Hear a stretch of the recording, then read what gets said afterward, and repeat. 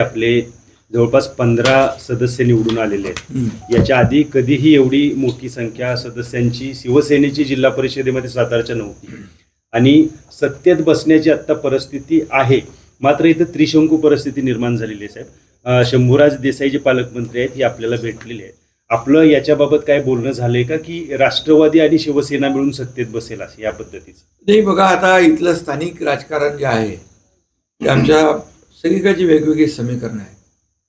पण सगळीकडेच ज्या निवडणुका झाल्या, विधानसभेच्या निवडणुका झाल्या, त्यात देखील महायुती जिंकली। त्यानंतर नगर परिषदा झाल्या, त्यात देखील महायुती जिंकली। महापालिका झाल्या, त्यामध्ये देखील महायुतीला विजय मिळाला। जिल्हा परिषदेमध्ये पण पंचायत समितीमध्ये महायुतीलाच लोकांनी कौल दिलेला आहे।